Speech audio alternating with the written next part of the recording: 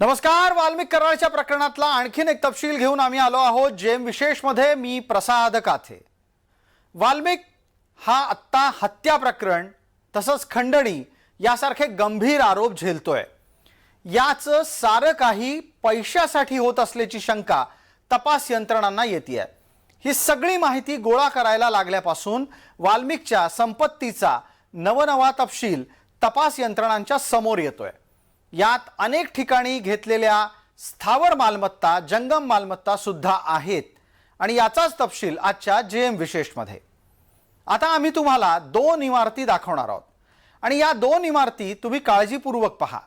या दोन इमारती दिसायलाही आलिशान आहेत.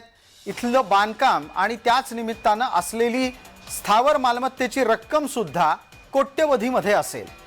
या इमारतींमध्ये वाल्मिकची मालमत्ता आहे असं सांगितलं तर तुम्हाला अजिबात आश्चर्य वाटता कामा नये, कारण तसे पुरावेच आपल्या समोर आहेत. एका इमारतीमध्ये व्यावसायिक गाळे आहेत, दुसऱ्या इमारतीमध्ये निवासी गाळे आहेत. पुण्यातली जी इमारत आम्ही आपल्याला दाखवतोय त्यात व्यावसायिक गाळे आहेत आणि ते कोट्यवधीच्या किमतीचे आहेत. तशाच प्रकारची कोट्यवधीची किंमत असलेली निवासी गाळ्यांची स्थावर मालमत्ता चिंचवड परिसरातली आहे. हे दोन्ही दृश्य आम्ही आपल्यापर्यंत आणले आहेत. ते खास वाल्मिकच्या मालमत्ता कशा स्थितीतल्या इमारतींमध्ये आहेत ते आपल्याला कळावं म्हणून.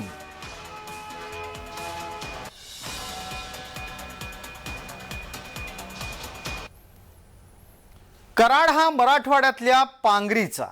त्याची संपत्ती प्रामुख्यानं निघतीये ती पुण्यामध्ये. पुणे आणि त्याच्या आसपासच्या परिसरात स्थावर मालमत्तांचे वाढते दर याला कारणीभूत आहेत. उद्योग नगरी असलेल्या पिंपरी चिंचवड महापालिकेच्या परिसरातल्या एका उच्चभ्रू सोसायटीमध्ये 3 कोटीहून अधिक किमतीचा निवासी गाळा म्हणजे फ्लॅट वाल्मिकच्या नावानं असल्याचं उघड झालंय.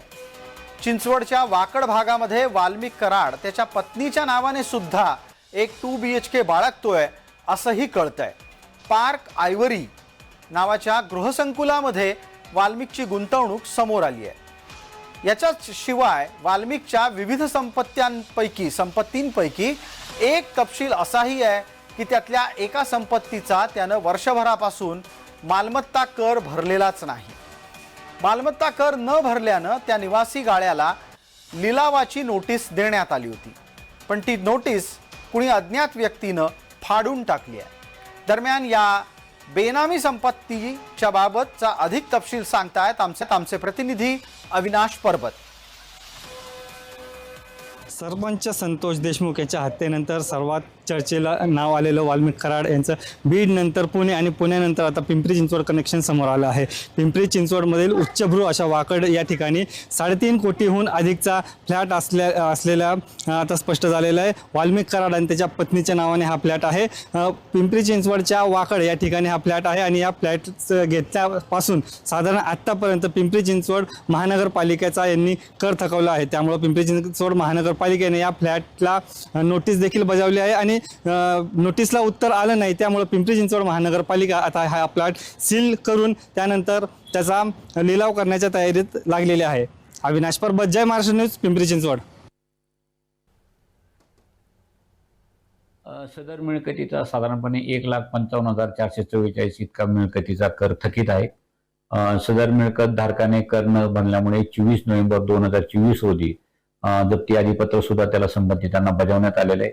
जप्त आधीपत्र बजावल्यानंतर साधारणतः 21 दिवसाचा पिरियड हा मिळकतीचा कर भरण्यासाठी देण्यात येतो, पण तरी सुद्धा सदर मालमत्ताधारकाने अजून मिळकतीचा कर न भरल्यामुळे सदरची मालमत्ता यापुढे सील सुद्धा करण्यात येईल आणि सील केल्यानंतरही सदरची मालमत्ता जर त्यांनी मिळकत कर भरला नाही तर मग त्याचा लिलावाची प्रक्रिया सुद्धा सुरू करण्यात येईल. बेनामी संपत्ती कमावणं, ती लपवणं, ती गुंतवणूक करणं आणि त्यातून लाभ कमवणं हे काही सोपं नाही. हे वाल्मिक कराडच्या प्रकरणात सुद्धा दिसून येत आहे. विशेष म्हणजे वाल्मिक कराड याला 2 बायका आहेत आणि बेनामी संपत्ती निर्माण करण्यासाठी या दोघींच्याही नावाचा खुबीनं वापर केला जातोय. एका बाजूला वाल्मिकची पत्नी मंजिली आहे, दुसऱ्या बाजूला आहे ज्योती जाधव. ज्योती जाधव ही वाल्मिकची दुसरी बायको आहे. तिच्या नावे पुण्यात 2 फ्लॅट म्हणजेच गाळे आहेत. हे गाळे व्यावसायिक आहेत. पुण्यात फर्ग्युसन रोडवरच्या एका व्यावसायिक इमारतीमध्ये आहेत आणि ही इमारत कशी चकचकीत आहे ती आपल्या डोळ्यासमोर आहे. जय महाराष्ट्र हाती या संदर्भातला तपशील आहे, त्याचा पाठपुरावा आणि अधिकचा तपशील माहिती स्वरूपात सांगतायत आमचे प्रतिनिधी रोहन कदम.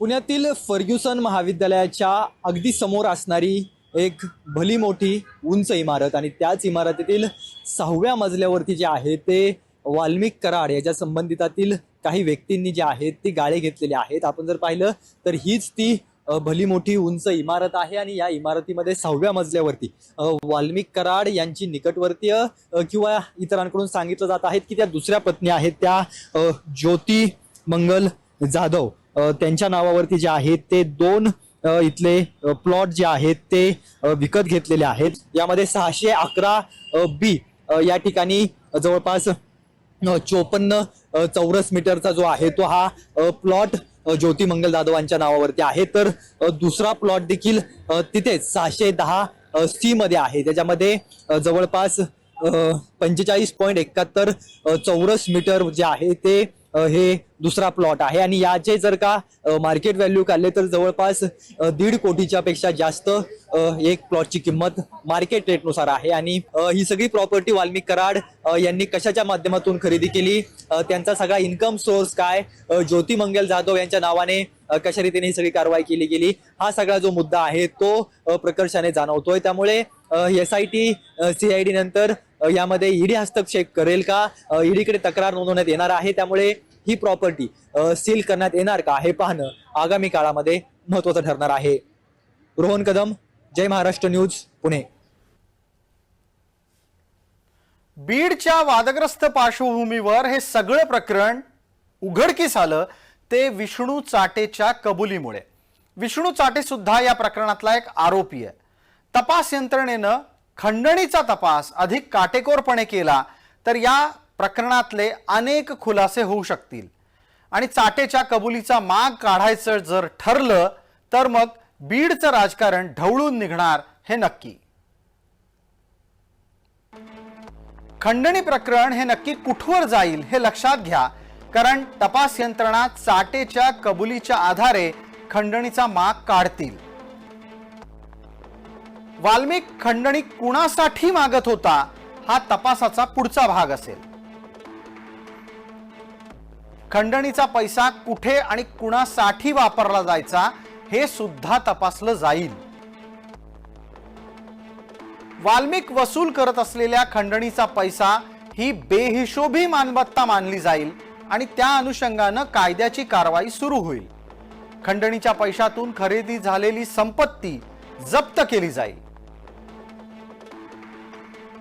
पैशाची अफरातफर करणं, बेहिशोबी मालमत्ता जमवणं, तसंच हवाला याचं रॅकेट वापरणं असे गुन्हे या प्रकरणात दाखल होऊ शकतात. वाल्मिकचे साथीदार कोण आहेत हेही तपासलं जाईलच, पण त्याचबरोबर महत्वाचं म्हणजे वाल्मिकचा सूत्रधार कोण आहे हे लक्षात आल्याच्या नंतर हे प्रकरण अधिक गंभीर बनेल. खंडणी वसुलीचं प्रकरण हे संघटित गुन्हेगारीच्या स्वरूपात मोजलं जाऊ शकतं. संघटित टोळीच्या गुन्हेगारावर मकोकाही लागू शकतो. आता तसा तो वाल्मिकवर लागलाय, पुढे वाल्मिकच्या सूत्रधारावरही मकोका लागू शकतो. संघटित टोळीच्या गुन्हेगाराला किमान 3 वर्ष किंवा जन्मठेप अशी शिक्षा होऊ शकते. वाल्मिकला खंडणी वसुलीसाठी ज्यानं सांगितलं तो व्यक्ती सुद्धा तुरुंगात जाईल जर तपास यंत्रणांनी ठरवलं तर. वाल्मिक कराडांच्या केसमध्ये एक्स्टॉर्शनची केस ही मे महिन्यात झाली आहे. आपण आता जानेवारी मध्ये आहोत. मग एक्स्टॉर्शन मध्ये ईडीचा रोल का येत नाहीये हा एक अतिशय महत्वाचा प्रश्न आहे. विशेषतः या भागामध्ये तुर्तास इतकंच. आपण पाहत रहा फक्त जय महाराष्ट्र.